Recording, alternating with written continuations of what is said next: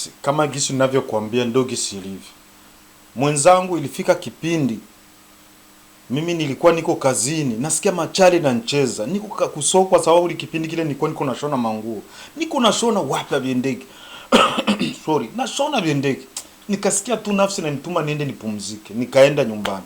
Mimi kufika tu kuingia, mwenzangu alikoko kumeza anaandika barua, akashtuka. Nikaona haiko stable, iko tranquille. Nikaacha, akaanza anambia mbona ukuyagi saa 6 na ukijua, nikasema hapana. Mimi naona tu nije kula ndarudi. Akanipa chakula. Nikarudi, nikakula, kisha kula nikarudi kazini. Nilipokwenda mashali kanicheza, nikasema hapana. Hii hali hii mimi namshakia. Nikasubiri. Nikaenda nikashona, nikamaliza, narudi nyumbani, lakini sixième sens kanipike. Nilisikia kuna mtu mwenye ataenda nchini. Na mimi nikasema hapana. Kwa hiyo inawezekana mwenzangu kuna barua alikuwa anaandika ya kupeleka nyumbani. Dalili niliona sio nzuri. Haiko stable. Mtu kama vile ni mke ndoa, kwa nini aanze kunificha karatasi alikuwa anaandika na ficha naenda huko?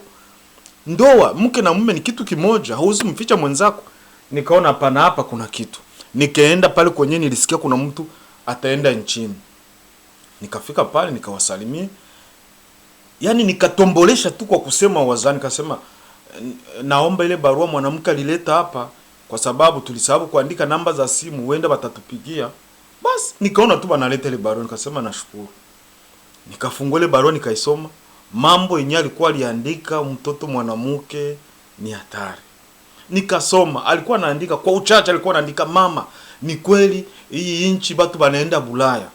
Ku kontinent ya Amerika ni Canada na Etats-Unis. Ku kontinent ya Europe ni Norvege, Sweden na Denmark. Ku kontinent Asiatique ni Australia. Kwa hiyo mama, ni kweli watu wanaenda, lakini sasa mimi nilifika huku nilipata wandugu. Mama Bonane ni ndugu yetu, ni mbembe wa kote ile, mkuta huko ananisaidia vitu vingi. Na ananambia kama ni kweli hata nikianzisha dossier yangu naweza nikaenda. Kwa hiyo sasa kuanza dossier yangu bilishindikana, ila naikala na huyu mwanaume tu ni basi tu. Nikifika Ulaya mama ndamtupa nje, ndaachana naye. Sasa mama, unaona tufanyeje? Mama Bonane kwa hapa tayari alishaniambia nishaelewa kila kitu. Sasa unaona tufanyeje? Nikifika Ulaya ndamtupa. Bali niambia kama huyu bwana ni Murundi.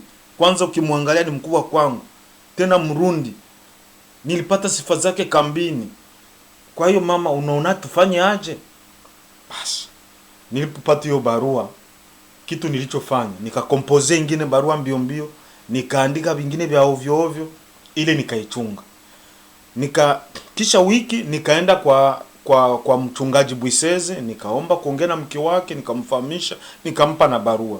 Mke wake kitu alinishauri, akasema, baba, we ni mtumishi wa Mungu. Tulifika kambini tunakufahamu, na sifa zako tunazijua, na kazi unafanya tunaiona. Sasa hii ndo mtihani Mungu anakupa. Sorry. Ndo barua ya Mungu kibarua Mungu anakupa. Nyinyi watumishi wa Mungu ni jaribu. Ule mwanamke hutamwacha, ulishafunga naye ndoa. Sasa vumilia, na kikubwa zaidi kupiga magoti umtie mikononi za Bwana. Nikasema mama, nashukuru. Nikaikala miezi 2-3. Tuko mnyumba na mwenzangu, na muulize bwana, tukifika Bulaya kweli hautanitupa nje? Aseme hapana, mimi nakupenda, hatutaachana, huko mume wangu kabisa. Nasema nashukuru. Panapita mwezi, naambia kweli unanipenda? Tukifika Bulaya tutashe vizuri. Oh kabisa babari. Alikuwa ananiita Frere Coco. Frere Coco, hapo tulikuwa tujaza. Frere Coco, nakupenda kabisa. Mimi tukifika Bulaya utaona hamna shida. Akasema sawa. Lakini tuko mnyumba, dalili sio nzuri. Ushirikiano wako na mama Bonane sio vizuri. Akienda kwa mama Bonane kikurudi ni tabia zingine. Nikaona hapana, hapa nisikale kama kijinga. Mimi nikamuitisha mamuko akaja Kigoma. Tukaenda Kigoma, tukakutanana pale. Nikamwambia mama, nimekuitisha na tatizo na mwenzangu, lakini nataka nikuulize. Wewe umemzaa na mimi umenizaa. Sisi ni watoto zako. Lakini kama tukikuandikia barua, mwandiko unaweza kujua ni wa kwangu wala sio kwangu. Akasema kweli, mnaniandikia barua naweza jua hii criteria ni yenu wala si yenu. Nikasema sawa. Nikampatia ile letter. Nikasema hii ni mwandiko wa nani? Akasema ni wa Ange. Soma vilivyomo. Akasoma akaishiwa. Neno mama Mungu alisema ni kweli na nakubali na ninaamini watumishi wa Mungu mna matatizo. Akanipa mfano wa wengine evangelist alikuwa na matatizo kama haya. Mama Mungu kitu alichofanya, alienda kusoko hapo Kigoma kwa mzee marehemu Kaegezo, Joseph Kaegezo. Alichofanya, akaenda akanunua chakula cha asili akaleta, na hicho chakula cha asili ni kama vile unaomba msamaha. Mama Mungu akaomba msamaha. Nikamwambia mama, kuna shukuru na kuheshimu, mimi ndio nilikuita, ulinizaa, kama na mimi ninakosa naweza nikaomba msamaha, nikatubu. Sawa. Bakatupangia kile chakula, nikambele ya kukikula, nikamwambia mwanamke, mama Mungu sio yeye ndio akuomba msamaha, wewe ndio ulinikosea, wewe ndio akuomba msamaha, usimshirikishe mama yetu. Kwa hiyo tuko mbele za wazazi hapa, lakini mnyumba ni mimi na wewe na chakula. Mbele ya kula hichi chakula mama napiga. Unajua maana hichi chakula kwetu kwa asili. Ulimuuliza, mbele ya mimi kukikula, uniweke wazi. Benyo ulifanya, je, utaviaplike au umeona umepitiwa utaomba akasema, nisamee kweli ni shetani. Akasema sawa. Kaambia mimi ni mtumishi wa Mungu, sina condition. Ile nakuuliza mara tatu. Je, nami nikikukosea maisha utanisamee? Ndio ndakusamee. Kweli kabisa, tukienda Ulaya tutaishi. Nilimuuliza mara tatu akakiri, sawa. Nikamwombea Mungu, tukakula chakula. Sasa angalia, tumefika Ulaya. Leo niko wapi? Samenitupa nje. Mnajionea wenye. Kwanza wakati tu tunataka kuya, tuko kambi ya Kanembwa. In semena ava mama Bonane tunakutana na munjia. Akanisalimia. Mimi nikakatala kujibu. Kwa sababu nilikuwa na matatizo na akanijibu hivi, "Kenye niko najivunia, tutaona kitaisha, tuko tunaenda Ulaya tutaona." Nikaona hiyo ni hatari. Nikamtumia viongozi wake, nikaambia mapasteri, mniulizie mama Bonane ananiambia hivi kwa sababu gani? Mimi nina matatizo naye. Na hicho Kiswahili mimi sikielewi.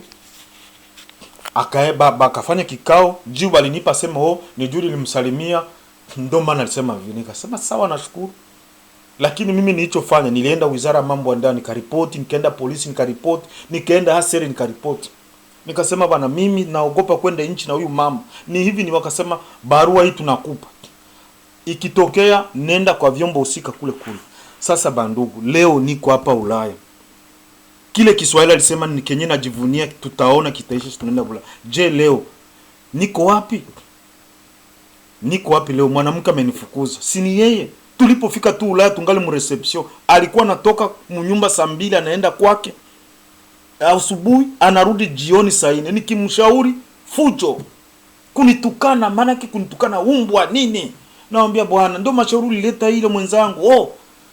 Niache, tuko Ulaya koko. Hapana baba Riziki, koko tuko Ulaya, sio Afrika. Nikasema ni hatari. Naambia bwana, kama ni hivyo sitaki mazoea na mabonani. Ukinikataza afadhali hiyo ndoa ishi. Na kweli sasa tuko wapi? Ndoa simeisha. Bandugu, kitendo ambacho mama Bonane amenifanyizia na mwenzangu Ange, ninaomba Mungu wasamee, kwa sababu tuende mbinguni, tukutanane mbinguni. Hivi yote tuko tunafanya ni vitu vya kuisha. Mungu anihurumie na mimi pia kwa hasira ninayo. Nao pia awasamee. Kwa kweli hichi kitendo Mungu awahurumie sana.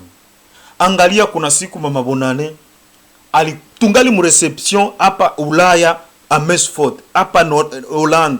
Mama Bonane iko naambia bazungu aseme mie niko Mrundi, ule mwanamke nilimtesa, nimemleta Ulaya kumtumikisha kama esclave, kumtesa, nilikuwa napiga na muima chakula na mtesa. Alisema vitu mingi sana, toka Afrika niko mbaya, napiga na kula chakula na muima, ninafunga chumba, vitu mingi. Anaambia kuna dada mtranslator anamwambia mkiswahili, ule dada anasema mkinelande. Ona bahati ya Mungu. Dapela wabiwa mke wa Kabamba anaingia mu ofisi naye kwa maswala yake. Iko tu kumlango anasikia kitu biko anasema kabunda. Balipomaliza ndo akambana banataka kutoka nje. Mama Bonane, hivi nyoko unasema una uhakika navyo? Kweli una uhakika navyo? Unamjua koko ni Mrundi? Wewe ulikuwa unaishi mwao, unaona kisa na mtesa?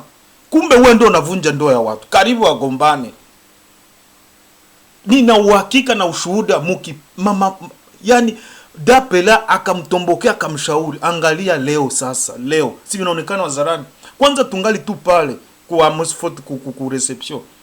Ule mwanamke après 2 jours tunakutanana mnjia, ananiuliza wendo baba Riziki Samuel Koko pole sana. Kesho unitafute. Nitakuya hapa kesho nitafuta. Nilipomtafuta hiyo kesho yake, kitu alichofanya alinipatia 20 euro, akanambia pole sana, Mungu akubariki. 20 euro ndo alinipa. Je, sina ushuhuda? Si ni kweli? Bandugu, kitendo wananifanyizia hawa watu. Ninawaombea kwa Mungu Baba awasamehe. Awasamehe. Sio wao, ni shetani amewaingilia. Awasamehe kabisa. Wajitambue na watubu ili tukutanane mbinguni. Duniani ni vitu vya kupita. Tulikuwa tunalilia kufika Ulaya. Tuko Ulaya sasa, hakuna vya speciale, hakuna. Mungu awasamehe. Angalia hawa watu vraiment. Mimi niliwasaidia mama Bonane wakati wanatoka na bwana yake kambi ya kule Lugufu. Bana tunakutanana Kigoma. Ni mimi nimepiga simu nikaambia mchungaji Mbirize, kuna ndugu wanakuja, wana familia wakongomani wa kwetu, wana matatizo na ni Wakristo. Wapi parcele yangu? Balifikia kwa parcele yangu, mimi ndio nimewapa. Lakini ona leo kenye wananifanyia wakumbuki. Ila mchungaji Mbirizi ana tamaa ya fedha, akawauzishia. Nilichofanya kaambia hizo franga zitie mkesi ya kanisa. Lakini walikaa kwa parcele yangu. Mimi niwasaidia. Bonane tunataka kuya, bali mtenga ukanisa juu ya usharati nje. Ni mimi nimemsemea kwa mchungaji Tuzolana mpaka wakamtengua siende Ulaya na tengwa. Peter alileta projet ya video kambini. Alikosa wakumkopesha hela. Ni mimi nimemkopesha hela. Lakini angalia, hawakumbuki wema nimewatendea. Anja ananifukuza, Peter namuomba fasi ya kulala, ananinyima. Anakata turumbili namuomba fasi ya kulala, ananinyima. Lakini Bonane alikubali kunisaidia. Na hapo Bonane nilingua kumdanganya bwana nipa nyumba hapa karibu, naomba nikale wiki moja ni entretenir. Ndio maana alikubali. Apresa mama yake alimshawishi, akanambia no, batani remente kijua hivi ni hivi tafuta. Ndio nikatoka. Nimehangaika. Nilifika kulala nje. Nikaona nahangaika, mara nalala hapa, nikilala hapa, mara kuna watu wananisaidia kwenye mimi nalala. Banakuwa ni wake zangu. Nikaona hii ni aibu. Nikaamua kununua gari inaitwa Karavani. Nikakuwa nalala mgari. Anje na bandugu yake bakipata habari, anambia kitakoma, acha kikome. Kweli. Nakumbuka hata wakati tuko kuparke tunasamba, wazungu wasikii Swahili, ananiambia sema mimi sina akili, napita na nizidi akili, ananizidi kila kitu, napita na masomo yamaliza na kila kitu ananizidi. Hiyo ni neno kuambia mwanaume mwenzangu ananizidi akili. Nilifuatilia, nikauliza mtoto, kumbe nilikuwa naenda ukanisa, Peter naingia na lala na Anje. Mtoto Riziki alisema anaambia wazungu. Tunatoka kuparike kusamba, niko nje, ananiangalia sema, anacheka. Utakomo tangaika na bado. Subiri koko tangaika. Hapa ni Ulaya. Angalia, hiyo ni majibu unaweza kupatia mwenzako. Mimi ndo nimekuleta Ulaya kudosie yangu. Lakini leo unakuna nitukana, unanambia sikukea kichwa chako ni aseri ndo linilipia. Kwa kweli ninaomba Mungu amsamehe. Ninaomba Mungu amsamehe. Wandugu mko hapa, wandugu mwe wote mko hapa. Hichi kitu nawaambia ndo hivyo na ukweli wangu ni huo. Sina zaidi ya hapo. Mungu awabariki. Na mimi pia Mungu anisamehe kwa sababu ninakuwa na hasira tele. Amen. Labda kama kuna swali na wasikiliza. Kama kuna swali na wasikiliza.